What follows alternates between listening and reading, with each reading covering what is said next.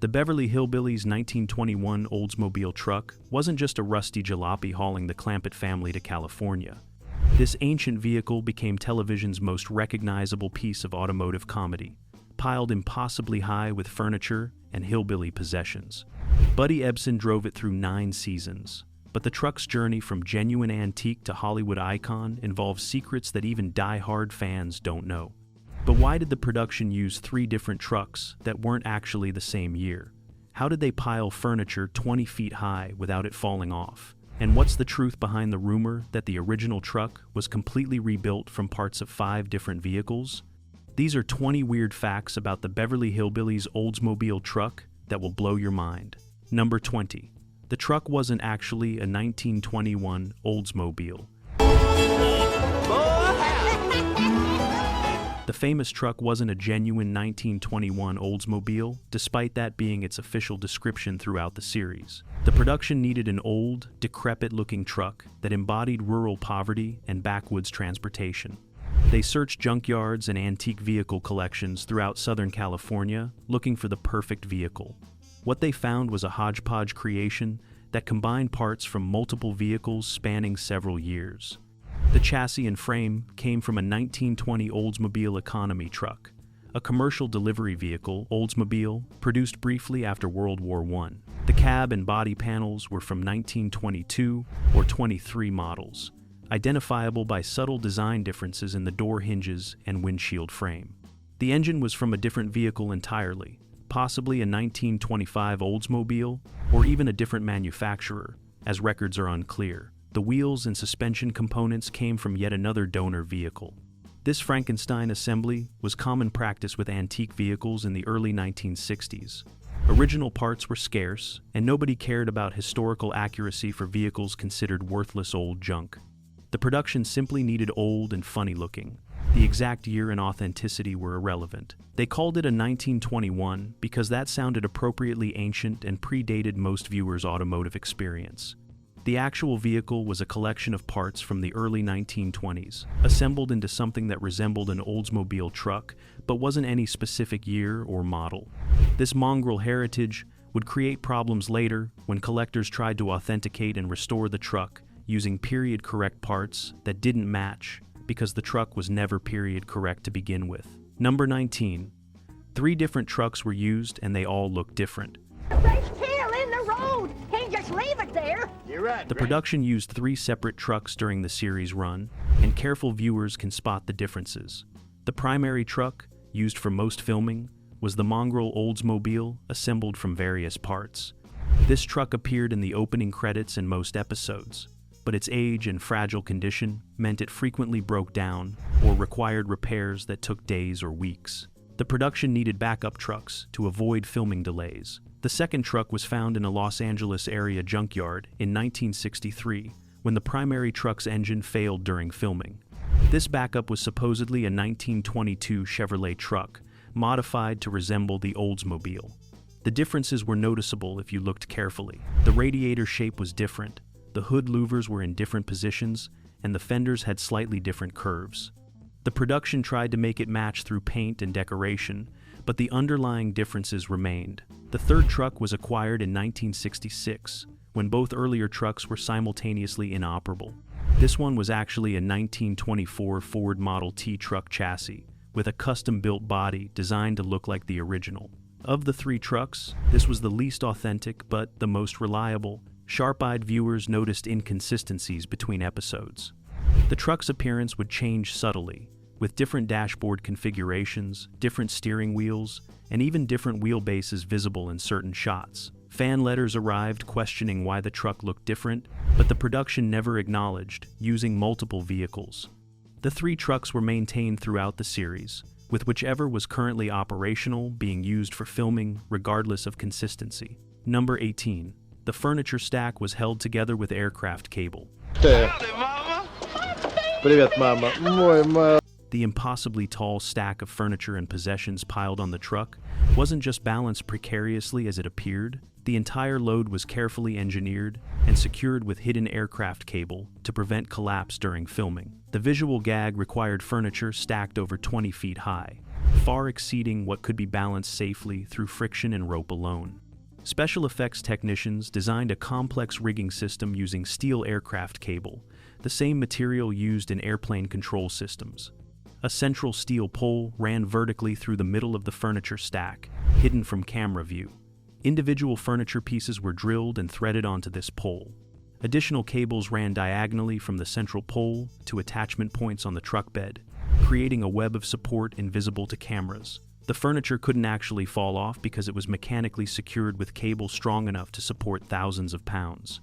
The system was so secure that the truck could be driven at highway speeds without the load shifting, but creating the illusion of precarious instability required careful prop placement. Loose items like quilts, baskets, and clothing were draped over the secured furniture to flutter in the wind, suggesting everything might topple at any moment. The prop department would occasionally let a lightweight item like a pillow or hat blow off during driving scenes to enhance the illusion of instability. Viewers believed the load was genuinely precarious when it was actually more secure than most professional cargo loads. The aircraft cable system remained a production secret for years, until behind-the-scenes documentaries revealed the engineering that made the impossible furniture stack possible. Number 17. Buddy Ebsen couldn't drive it because of the steering system. This time, it's the 90s. That's real nice, son. Buddy Ebsen, who played Jed Clampett, was unable to drive the truck despite being an experienced driver. The problem was the truck's archaic steering system. 1920s vehicles used worm and sector steering boxes that required constant correction and attention. The steering wheel had tremendous play, requiring rotation of several inches before the wheels would respond. Modern drivers accustomed to tight, responsive steering found the loose, vague steering terrifying. Ebsen tried learning to drive the truck during pre-production but found it nearly impossible to control. The delayed steering response meant he would oversteer, then overcorrect, creating a weaving path. During one practice session, Ebsen nearly crashed into a soundstage wall when the steering didn't respond to his inputs quickly enough. After that incident, the production hired a professional driver who specialized in antique vehicles. This driver handled all scenes requiring the truck to actually move under its own power. Ebsen would be filmed sitting in the driver's seat during stationary shots or when the truck was being towed. Wide shots showing the truck driving with Jed at the wheel used the professional driver wearing Ebsen's costume and a wig matching his hairstyle. Close-up shots of Ebsen's face, while supposedly driving, were filmed with the truck stationary or on a towed trailer, exactly like techniques used in other productions. Ebsen later admitted in interviews that he never successfully drove the truck more than 50 feet without losing control. The antique steering system was simply too different from modern vehicles for him to adapt, despite being a capable driver of contemporary cars. Number 16. The truck was repainted, 7 times in different shades of primer.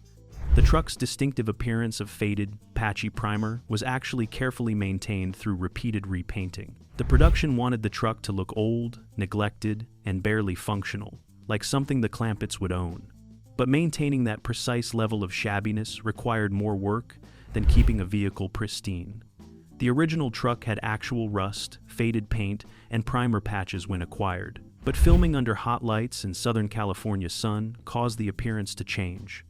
Original rust would stabilize or worsen unpredictably. Faded paint would continue fading unevenly. The truck's appearance would change noticeably between episodes, creating continuity problems. The solution was artificial aging applied through controlled repainting. Professional automotive painters would strip the truck to bare metal every 18 months, then carefully apply multiple shades of gray primer in strategic patches. Brown and orange paint was airbrushed in thin layers to simulate rust. Clear coat was applied in some areas, but not others, to create the appearance of uneven weathering. The result looked random and neglected, but was actually carefully calculated to photograph consistently. The truck was repainted 7 times during the series run, each time recreating the same shabby appearance. Each repaint cost approximately $600, substantial money in the 1960s for making something look deliberately bad. Between repaints, makeup artists would touch up problem areas, adding artificial rust and grime to maintain consistency. The carefully maintained shabbiness fooled everyone, with viewers believing they were seeing a genuinely neglected antique vehicle when it actually received more attention and maintenance than most show cars. Number 15. The engine was replaced with a Chevrolet V8 for reliability. The original engine, whatever it actually was, lasted approximately 6 months before catastrophic failure. Early 1920s engines were notoriously unreliable by modern standards, with limited power and frequent mechanical problems. The production needed a truck that could drive reliably for filming without constant breakdowns. After the original engine's failure, Chrysler's prop department made a radical decision. They installed a small block Chevrolet V8 engine, the most reliable and available engine in early 1960s Hollywood. This meant a 1920s truck body contained a contemporary 1960 engine, a complete anachronism. The installation required extensive modifications. The engine compartment was too small for the modern V8. Metal fabricators cut and expanded the hood and cowl area to accommodate the larger engine. The firewall was moved backward several inches. Custom motor mounts were fabricated. The transmission, drive shaft, and rear axle were all replaced with components that could handle the modern engine's power. The result was a truck that looked antique, but drove with 1960s reliability and performance. The Chevrolet engine provided far more power than the original, making the heavily loaded truck easier to drive. It could accelerate adequately and climb hills that would have defeated the original, low-powered engine. But the engine swap created problems for automotive purists.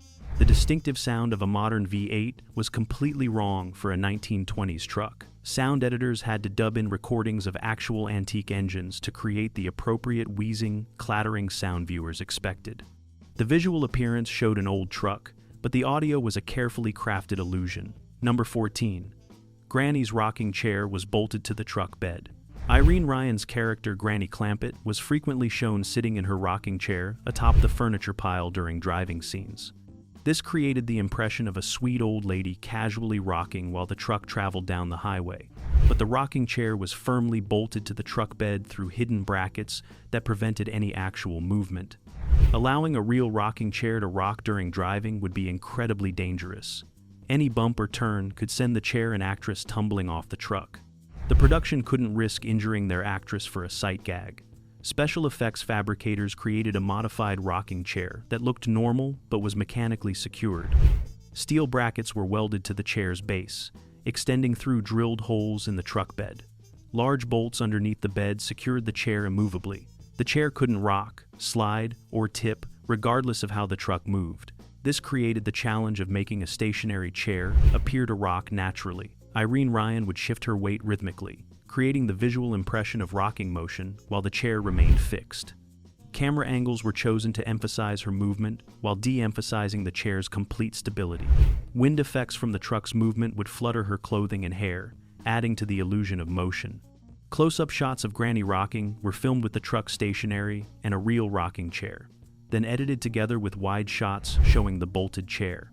The seamless editing created the illusion that Granny was genuinely rocking in a mobile chair when she was actually secured as safely as a passenger in a modern vehicle. Number 13.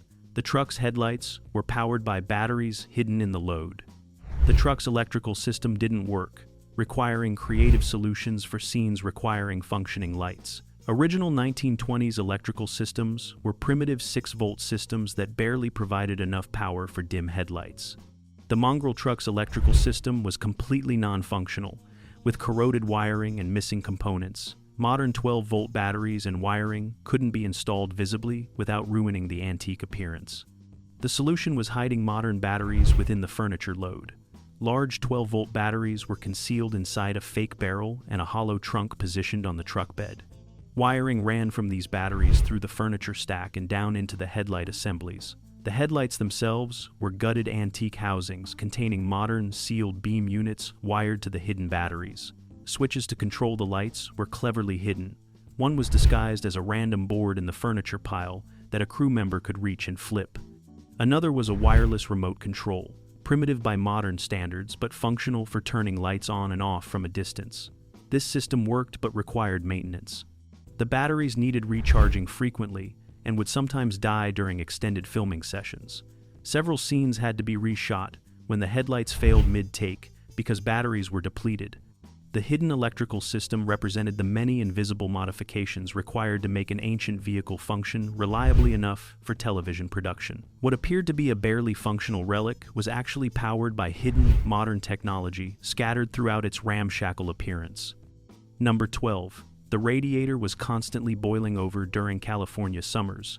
The truck's cooling system was inadequate for Southern California heat, causing constant overheating problems during summer filming. Whether the radiator was original to the 1920s or a later replacement is unclear, but it couldn't handle the modern Chevrolet engine's heat output. The small, inefficient radiator would begin boiling during extended filming sessions. Steam would pour from the radiator cap, creating dramatic visual effects that were completely unintentional. The first few times this happened, directors thought the truck was catastrophically failing. But mechanics explained it was just normal overheating that wouldn't cause permanent damage if addressed promptly. The production incorporated the boiling radiator into the truck's character, treating it as evidence of the vehicle's decrepit condition. But filming had to stop every 30 minutes during summer days to let the engine cool. Production assistants would pour water into the radiator between takes, going through dozens of gallons daily. The cooling delays were expensive, wasting valuable filming time. Multiple solutions were attempted.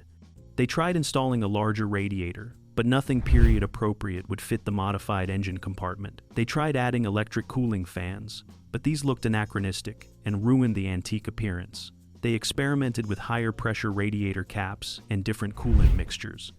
Nothing completely solved the problem. The final solution was scheduling. Summer filming involving the truck was moved to early morning or late afternoon when temperatures were cooler. Midday summer scenes were filmed without the truck or with the engine turned off. Winter filming presented no overheating issues, so complex truck scenes were scheduled during cooler months when possible. Number 11. Max Baer Jr. secretly drove the truck without permission. Max Baer Jr., who played Jethro Bodine, developed a fascination with the truck and repeatedly drove it without production authorization. Baer was an automotive enthusiast who enjoyed driving unusual vehicles.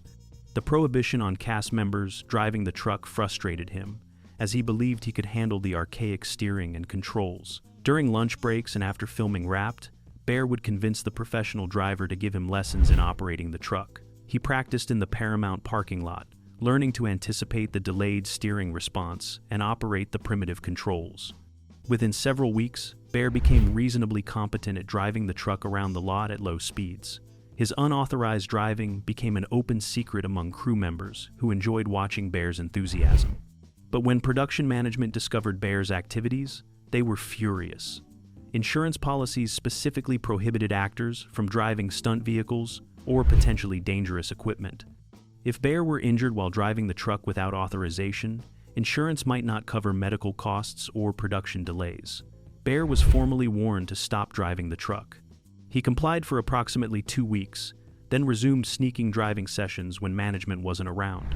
The cat and mouse game continued throughout the series. Baer would drive the truck secretly, crew members would enjoy the spectacle, and management would periodically discover and reprimand him. Baer never had an accident or injury, validating his belief that he was competent to drive safely. But the rule violations demonstrated the truck's appeal even to people who understood its difficulty and danger. Number 10. The truck's brakes failed completely during a downhill scene. The truck experienced total brake failure during a 1964 filming session on a sloped Malibu road. The scene required the truck to drive down a moderate hill while cameras filmed from multiple angles. The professional driver began the descent normally, but halfway down realized the brake pedal offered no resistance. The brakes had failed completely, leaving the truck rolling downhill with no way to stop. The driver's experience saved the situation. He downshifted into low gear, using engine braking to slow the truck. He steered toward the uphill side of the road, using the natural slope to reduce speed. The truck finally stopped after rolling several hundred feet further than planned, coming to rest against a dirt embankment. Inspection revealed that the brake lines, original corroded metal from the 1920s, had ruptured from vibration and age. Brake fluid had leaked out completely during the drive up the hill, leaving no hydraulic pressure when brakes were needed. The incident terrified everyone present. If the driver had panicked or lacked the skill to use engine braking, the truck could have crashed through guardrails or hit crew members. The production immediately replaced all brake lines with modern stainless steel lines hidden inside the original routing. The new brakes worked reliably, but the incident highlighted how dangerous using genuine antique components could be. Number 9. The steering wheel was replaced with a smaller reproduction. The original steering wheel was enormous, measuring nearly 20 inches in diameter, typical for 1920s vehicles without power steering. The large diameter provided leverage for turning heavy steering, but it created filming problems. The huge wheel blocked Buddy Ebsen's face during close-up shots, making it difficult to capture his expressions and reactions. Directors constantly fought the wheel's visual obstruction, trying various camera angles that all proved unsatisfactory. The solution was commissioning a custom reproduction steering wheel at 14 inches diameter, still large by modern standards, but significantly smaller than the original. A prop fabricator studied the original wheel's design and created a detailed replica using modern materials. The reproduction matched the original's appearance, but was lighter and smaller. The reduced diameter improved camera sightlines dramatically, allowing clearer views of Ebsen's face during driving scenes. But the smaller wheel made the already difficult steering even harder. The reduced leverage meant more effort was required to turn the wheels. The professional driver complained that the small wheel controlling the truck was exhausting during extended filming. They compromised by using the small wheel only for close-up shots, where Ebsen's face needed to be visible. Wide shots and actual driving used the original large wheel, which provided better control. Crew members would swap wheels between setups, a process that took about 10 minutes per change. Number 8. The truck bed was reinforced with steel I-beams. The wooden truck bed was original or period-appropriate wood that had deteriorated significantly over 40-plus years. The bed couldn't support the weight of the elaborate furniture pile without structural failure. During early testing, the bed sagged dangerously under the load's weight, with wood cracking audibly. Engineers determined the bed would collapse completely if used as is, potentially causing injury and destroying expensive props. The solution was hidden reinforcement using steel I-beams. Fabricators installed 3 longitudinal I-beams running the length of the truck bed, hidden underneath the visible wooden planks. Crossbeams were added for lateral strength. The steel structure could support several thousand pounds, far exceeding the furniture load's weight. New wooden planks were installed on top of the steel framework, chosen to match the aged, weathered appearance of original wood. These planks were purely cosmetic, carrying no structural load. The steel underneath bore all weight. The reinforcement added approximately 400 pounds to the truck, noticeably affecting performance and handling. The truck sat lower on its suspension from the added weight, but the steel framework made the furniture stack possible, providing a secure platform that wouldn't fail under load. The reinforced bed was so strong that crew members could climb all over the furniture pile during setup without concern for collapse. The hidden steel represented another invisible modification that made television magic possible while maintaining the illusion of a decrepit antique vehicle. Number 7. Donna Douglas refused to ride in the truck after a spider incident. Donna Douglas, who played Ellie Mae Clampett, developed a terror of riding in the truck after a 1963 incident involving spiders. The aged vehicle had numerous gaps and crevices where insects and spiders would nest. The warm engine compartment particularly attracted spiders seeking heat. During filming of a scene requiring the cast to ride in the truck, Douglas felt something crawling on her neck. She reached up and found a large black widow spider on her collar. Douglas screamed and jumped from the moving truck, fortunately at low speed, suffering only minor scrapes. The black widow was captured and identified, confirming Douglas's fear was justified. Black widows are venomous and their bites can be medically serious. Exterminators fumigated the truck repeatedly, but Douglas remained convinced spiders were hiding throughout the vehicle. She refused to ride in the truck again, creating scripting challenges. Scenes requiring Ellie Mae to travel in the truck had to be rewritten or filmed with a stunt double. Close-ups of Douglas supposedly in the truck were filmed separately, with her sitting in a stationary truck replica built on a soundstage, guaranteed spider-free. Wide shots, showing the whole family in the truck, used a blonde stand-in for Douglas, positioned to obscure her face. The spider phobia persisted throughout the series. Douglas never rode in the actual truck again after that incident, requiring continuous workarounds that complicated production but were necessary to accommodate her legitimate fear. Number 6. The truck was banned from California highways. The truck was officially prohibited from operating on California public highways due to failing to meet minimum safety standards. Despite being registered and having license plates for filming purposes, the California Highway Patrol and DMV determined the vehicle was unsafe for highway use. The steering system didn't meet control standards. The brakes, even after replacement lines, didn't provide adequate stopping power by modern requirements. The lighting was insufficient for nighttime driving. The load, despite being secured, exceeded height restrictions for highway travel. These violations meant the truck could only operate on private property or closed roads with special filming permits. Any scene showing the truck on public highways was filmed either on studio backlots designed to look like highways or on actual roads closed specifically for filming. The production obtained special permits for each location shoot, requiring coordination with local authorities. Getting these permits was expensive and time-consuming, limiting how often the truck could appear in highway driving scenes. Some episodes relied heavily on stock footage of the truck driving, reusing the same shots multiple times because arranging new highway filming was too complex. The highway ban also meant the truck couldn't be driven between filming locations on public roads. It required transport on a trailer, adding logistical complications. The irony wasn't lost on the production. A truck driven across America in the show's premise couldn't legally drive across Los Angeles in reality. Number 5. The original truck was stolen and stripped in 1969. The primary truck was stolen from the Paramount lot in 1969 during a weekend when security was minimal. Thieves cut through a fence and drove the truck away sometime between Saturday night and Sunday morning. The theft wasn't discovered until Monday, when the truck was needed for filming. Police were notified immediately, and an investigation began. The truck was distinctive enough that thieves couldn't easily sell it intact. Instead, they stripped it for parts. The truck was found 3 days later in a Los Angeles warehouse district, completely disassembled. The engine had been removed and sold. The wheels were gone. Body panels were scattered. Even the wooden bed planks had been taken. The furniture load had been dumped in a pile and rifled through for anything valuable. The truck was essentially destroyed, reduced to a bare frame and stripped cab. Insurance covered the loss, but replacing the truck was complicated. The production no longer had access to genuine 1920s Oldsmobile parts. They were forced to rebuild using one of the backup trucks as a base, modifying it to match the original's appearance as closely as possible.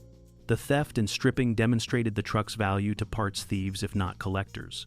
Individual components could be sold to antique vehicle restorers without suspicion. The rebuilt truck served through the series' end, but knowing viewers could spot differences between pre-theft and post-theft episodes based on subtle appearance changes. Number 4. The truck had no functioning gas gauge or speedometer. The instrument panel was completely non-functional, with neither the gas gauge nor speedometer working. The original instruments were antique mechanical devices that had failed decades before the production acquired the vehicle. Repairing them would have required specialized knowledge and parts that were unavailable. The production decided non-functioning instruments were acceptable since they were rarely visible on camera, but this created practical problems. Without a gas gauge, the driver couldn't tell how much fuel remained. The truck would run out of gas unpredictably, stopping in the middle of takes. This happened frequently during the first season until the driver learned to track mileage manually and refuel preventively. The lack of a speedometer was less problematic but still inconvenient. The driver estimated speed by engine sound and experience, occasionally driving faster or slower than intended. For scenes requiring specific speeds, a crew vehicle would pace the truck with a driver calling out speed adjustments. The non-functioning instruments created one beneficial side effect. Close-up shots of the dashboard showed gauges frozen at random positions, which added to the vehicle's decrepit character. If the instruments had worked, they would have shown modern readings inconsistent with the truck's ancient appearance. The frozen, non-functional gauges looked authentically neglected. The production considered installing hidden modern gauges for the driver's reference, but decided the cost wasn't justified. The driver adapted to operating without instruments, making the truck one of television's few regularly driven vehicles with a completely non-functional dashboard. Number 3. Irene Ryan's insurance company tried to ban her from riding. Irene Ryan's personal insurance company attempted to prohibit her from riding on the truck after reviewing the show's content. Insurance companies regularly reviewed their clients' activities to assess risk and adjust premiums. When Ryan's insurer watched the Beverly Hillbillies, they were alarmed by scenes showing her character perched atop a tall, moving furniture pile. Their risk assessment determined this was extremely dangerous. If Ryan fell from the truck during filming, she could suffer serious injury or death. Falls from height onto pavement at any speed could be catastrophic for a woman in her 60s.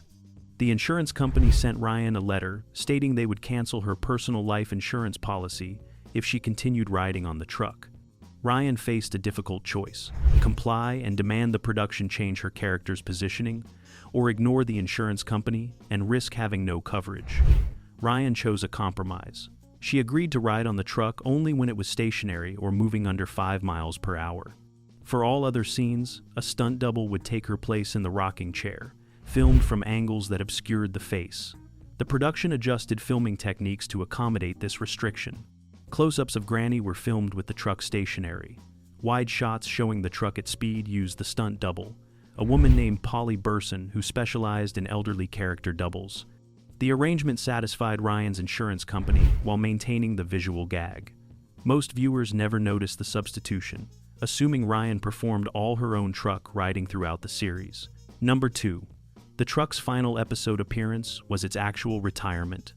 The truck's last appearance on the show was written as the vehicle finally dying, mirroring its real-life retirement. By 1971, all 3 trucks were in terrible condition despite constant maintenance. The primary truck had been rebuilt after the theft. The backup trucks were showing terminal metal fatigue from years of modifications and stress. Engineers warned that continuing to use the trucks was increasingly dangerous. Metal components were cracking from decades of vibration and stress. Welded repairs were failing. The frames were developing cracks that could lead to catastrophic structural failure. The production decided to retire the trucks before someone was injured. The final episode featuring the truck was written to show it finally breaking down irreparably. This wasn't just fiction. The truck was genuinely retired after filming that episode. The scene showing the truck stopped and smoking wasn't entirely staged. The engine had genuine problems that provided authentic breakdown footage. After filming wrapped, all 3 trucks were evaluated for potential sale or donation. Their condition was too poor for road use, and their mongrel construction made them uninteresting to serious antique vehicle collectors. 2 trucks were scrapped, dismantled for any salvageable parts.